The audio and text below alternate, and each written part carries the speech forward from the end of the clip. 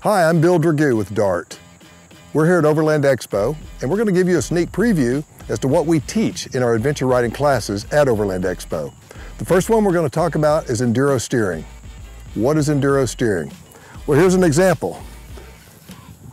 First of all, most riders sit when they're riding a motorcycle. The cruiser culture is by far the largest community of riders in the world, and adventure riding is a very small percentage.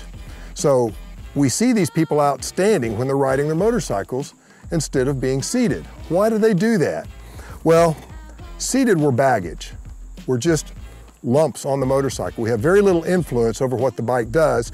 We can work the controls, we can turn the handlebars, but we can't really use our body weight in the ways that we can if we're standing.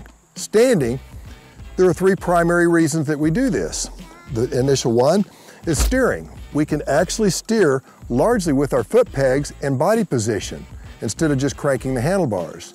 Suspension, we can bend our knees and stand up, and that adds suspension to that 170 pounds or whatever our body weight is for the amount of motion that we have between the saddle and fully standing up. And then the third S is sight. So steering, suspension, and sight. If we're standing, we can see down almost right in front of the front tire, and we can see much farther in the distance. If we're seated, we have a lot more restrictions to our view, both near and far. So those are the primary reasons that we stand. Now, while standing, how do we steer the motorcycle? Well, we turn the handlebars, right?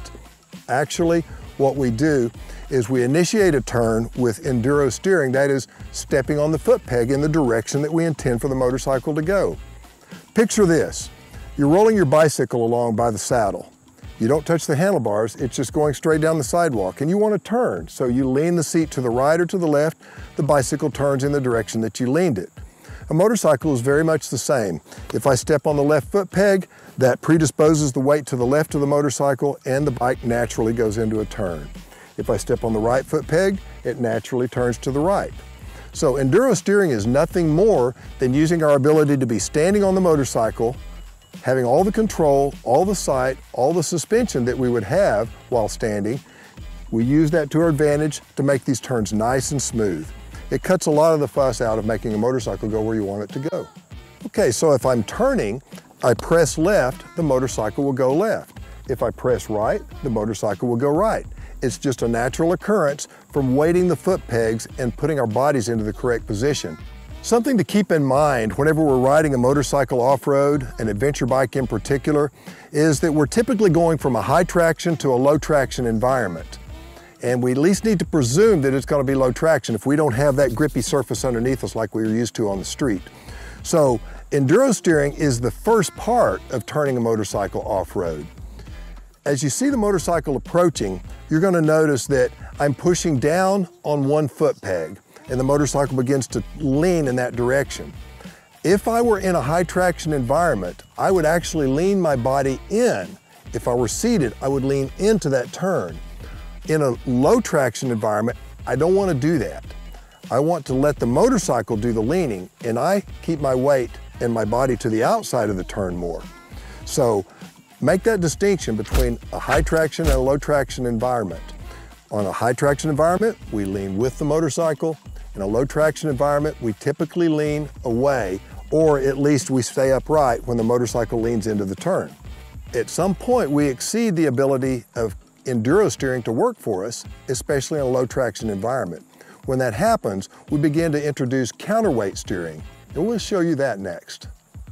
Big motorcycles in particular, but really all motorcycles, need to remain in balance, and we call this realm the cone of balance. Now, initially for a motorcycle, when it's static, it's a V of balance, leaning left or leaning right. If it leans beyond a certain point, then it gets too heavy for us to hold upright, especially a big bike like this that weighs in excess of 600 pounds.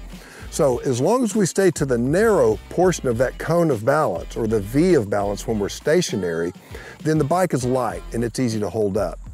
But at some point, When we want to make a motorcycle turn really, really tight, we have to lean beyond that cone of balance. And when we do, we have to counterbalance that bike in the turn.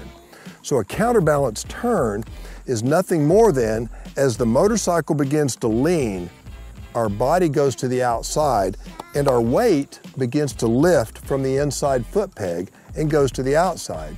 So you can imagine if this motorcycle is leaning one direction and I am leaning the other and pressing on the outside, I can keep the whole assembly, motorcycle and rider, in balance.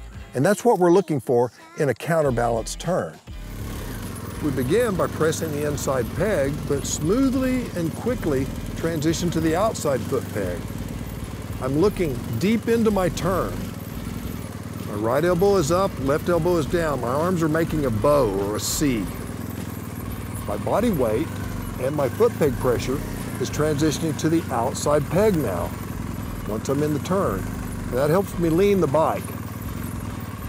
Turns much tighter, much cleaner, much more smoothly, without loading the contact patch, causing the tire to slip. While we're on the subject of turning, let's talk about some of the physics involved in why a motorcycle actually turns. And I'm going to use this little science prop here to help us do this lesson.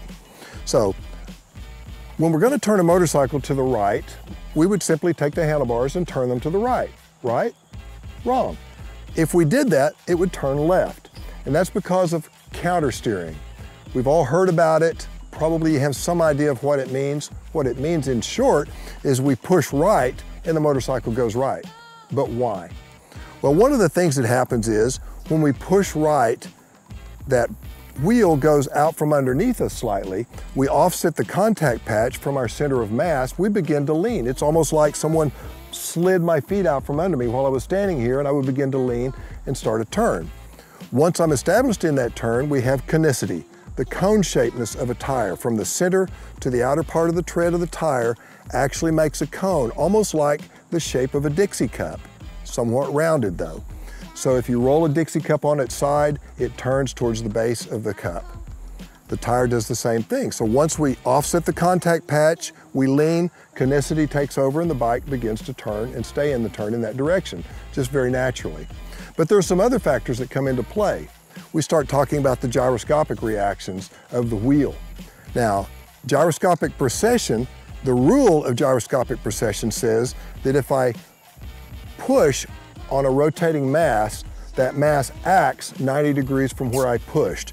So if I push the bar right, the wheel actually tilts right. So I'm pushing forward, the wheel tilts right, which works with those other two principles to help the bike turn. Now there's some other factors that come into play, but those are some of the primary ones that work for you. The geometry of the motorcycle, rake, trail, those things are beyond the scope of what we'll talk about right now. But just know that physics works for you when you're riding a motorcycle. Now the last thing we'll talk about is stability. We've heard it said that a motorcycle wants to stay upright, you've got to do something to mess that up. Well actually, I don't know. That looks pretty unstable to me. But if I actually start spinning the wheel, then it is very stable. So the gyroscopic reaction of the wheel is a big help in keeping that motorcycle upright for us. Now the last thing that we'll talk about is traction.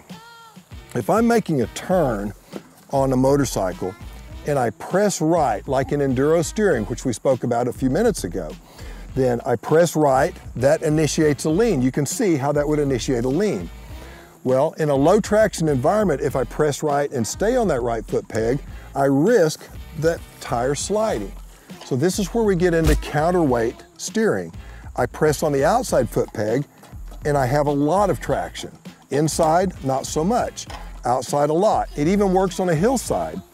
If we have an off-camber surface like this and I'm riding in a straight line, the wheel wants to turn left. The bike wants to fall down the hill. So I need to press the uphill peg, but that presents a problem. It makes the tire slide. So I'm going to counterweight, just like I do in a counterweight turn. I press on the outside of the foot peg, the bike is not going anywhere. The tire's going to stick in most cases. If I press on the uphill foot peg, it's going to slip. The same thing happens in a turn. Press on the inside foot peg too long, the bike will tend to slide. I weight the outside foot peg. Once I'm established in a turn, the motorcycle tends to hold and stay in the turn. So that's just a few things about counterweight steering and enduro steering, why a motorcycle turns.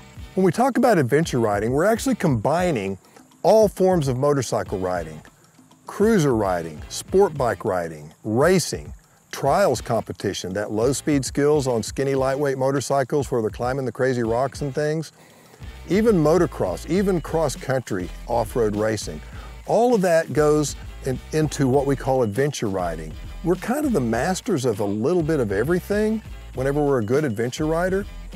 Well, there are 4 cornerstones to safe and successful adventure riding, and really these apply to any motorcycle riding, but specifically to us, I think, because of the places that we go. We're a long ways from home. Sometimes we're a long ways from a paved road or cell service. So we profess that the 4 cornerstones to safe and successful adventure riding are balance, control, judgment, and attitude. Balance. It's that natural tendency that we started picking up somewhere between 6 and 18 months. Control. The ability to use the controls on the motorcycle to maintain, wait for it, our balance. So if we can use the triad, the clutch, brake, and throttle, in ways that keep that motorcycle in balance, we don't have to use muscle and energy and fight that motorcycle. I consider the motorcycle like a pet rhinoceros. It's a nice thing to have on your side, but you don't want to make it angry. So balance and control help us to keep that motorcycle on our side of what's going on. And then judgment, we call the J factor.